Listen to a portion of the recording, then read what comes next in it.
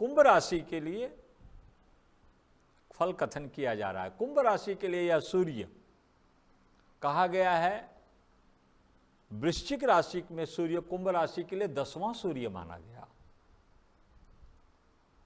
10वें स्थान का सूर्य किसी भी प्रकार के जीवन में यदि ये पूरे आपका 11 महीना पूरा व्यर्थ में ऐसे चला गया प्रयास करते करते, तो उस प्रयास को सफल होने वाला समय आपके सामने आ रहा है। आप हताश मत होइए। सूर्य 10वें भाव में आ रहे हैं, 10वें स्थान में आ रहे हैं।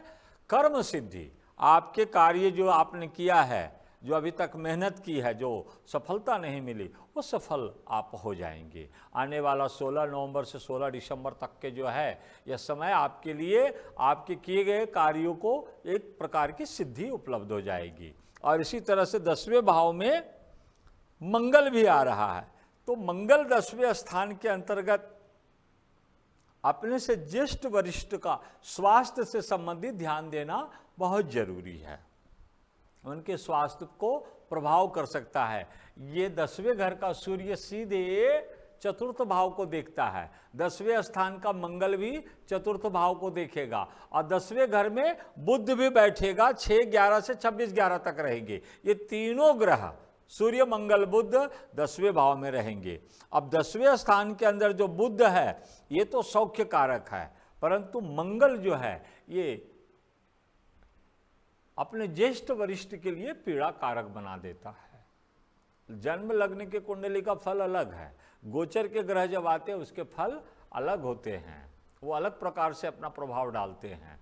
लग्न और राशि ये दोनों अलग अलग है। लग्न से बहुत सारी अलग बातों का वहाँ भाव आ जाता है। यहाँ राशि से 10वां होना और कैसा है, आत्मा, शरीर, मन, अनात्मा, ये सब अलग अलग विभेद है, इसमें भेद बताया है। तो फलों में भी भेद हो जाते हैं।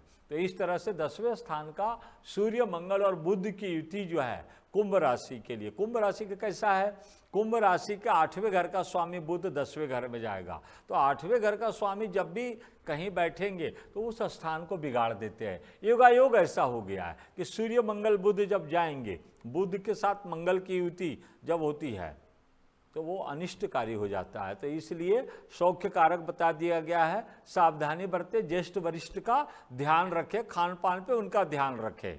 और इस तरह से कुंभ राशि के लिए गुरु का फल है। कुंभ राशि को तृतीय गुरु है। अब गुरु तीसरे भाव में अगर है तो जहां गुरु बैठते हैं उस स्थान को फल को कम कर देते हैं। तो गुरु पराक्रम में बैठ करके आलस्य दे देगा, तीसरे घर के अंदर आलस्य दे देगा। जैसे कोई कार्य करने के लिए जाना, जहाँ शीघ्रता करनी है वहाँ पर बोलेगा नहीं हो जाएगा काम। हम थोड़ा सा बुद्धि में एक चिंतन आ जाता है किसी कोने में, इसलिए हम उस कार्य से थोड़ा सा उस व्यक्ति से निश्चिंत हो जाते हैं, जबकि ऐसा नहीं है।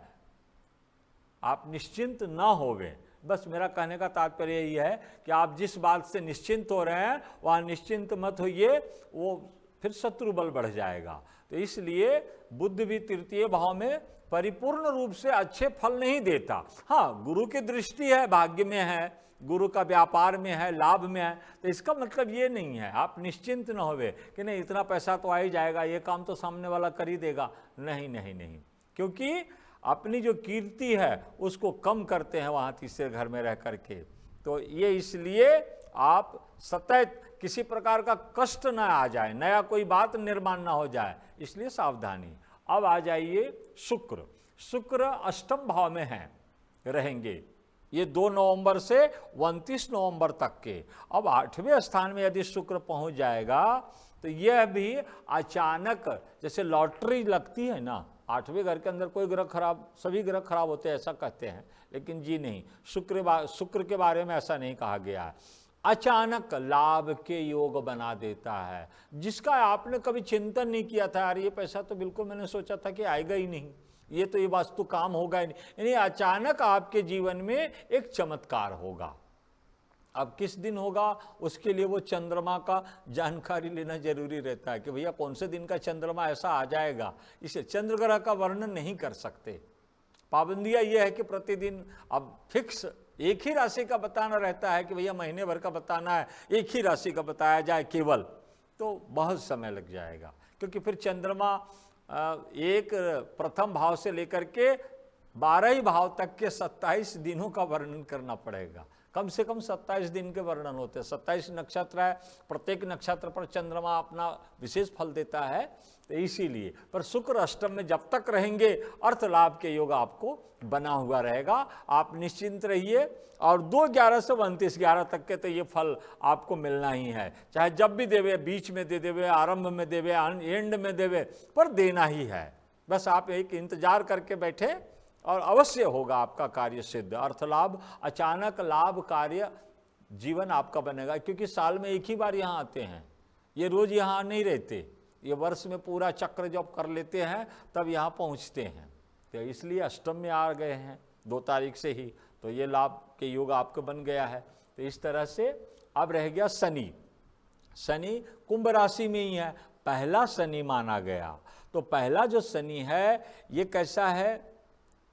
पहला शनि पराक्रम को भी देखता है, पहला शनि सप्तम पत्नी को देखता है, पहला शनि पिता को देखता है। तो मैं पहले ही कहा ना कि अपने ज्येष्ठ वरिष्ठ का ध्यान रखे। पहला शनि बहुत तर्क देगा, बहुत तर्क देगा, मस्तिष्क में इतने तर्क आएंगे, इतने प्रकार के चिंतन आएंगे कि जैसे कि हम बैठे बिठाए भूत बन जाते हैं, बहुत तर्क। तो इससे परिवार को लेना देना, इससे परिवार का नुकसान होता है। परिवार वाले भी सोचते हैं कि अच्छा खासा आदमी इतना ज़्यादा तर्कवान कैसे हो गया, कहीं हो गयो, कुछ बुद्धि में कोई फर्क तो नहीं पड़ गया, ऐसे अपने को कोई गलत ना समझने लग जाए। पराक्रम मंद हो जाता है, व्यापार मंद हो जाता है, कर्म पे शनि की दृष्टि है, पत्नी पे शनि की दृष्टि है, पिता स्थान को शनि की दृष्टि है, तो यानी कि माता पिता पत्नी इत्यादि वगैरह पे बहुत प्रभावित कर देता है। ये शनि जब से आया है ना कुंभ में, तो कुंभ के लिए पीड़ा कारक ही बन करके रहा है। पत्नी को भी तकलीफ में रखा है, व्यापार को भी रखा है, काम को भी रखा है, यानी सारे चीज़ों की तरफ ये प्रभावित करके रखा है। तो इस तरह से शनि का यह फल कथन है। इसके लिए बाकी दूसरे ग्रह है प्लस पॉइंट, क्योंकि देखिए कुंडली में 9 के 9 ग्रह हमारे विपक्ष में खड़े नहीं होते, कोई न कोई परमात्मा की कृपा बरसती ही है जीवन में, कि जिसके कारण हमारा जीवन आगे आगे चलते ही रहता है। जब शनि अगर इस तरह से बैठे हैं तो बृहस्पति तृतीय में बैठ करके भाग्य को देख रहे हैं, तो भाग्य बिगड़ने नहीं देंगे, पत्नी को बिगड़ने नहीं देंगे, लाभ बिगड़ने नहीं देंगे, तो इत्यादि वगैरह है। अब आगे राहु और केतु। राहु भी मेष राशि में है, तो कुंभ राशि के लिए राहु प्लस है और केतु भाग्य में है, तो कोई निश्चिंत रहिए। अब तीसरे स्थान में राहु धन लाभ कारक है, केतु ठीक है हमारे हाथ से कोई अपराध न होवे तो उससे हम बच के रहेंगे। तो इस तरह से निश्चिंत रहिए। तो कुंभ राशि के फल का कथन आपके सामने प्रस्तुत किया गया।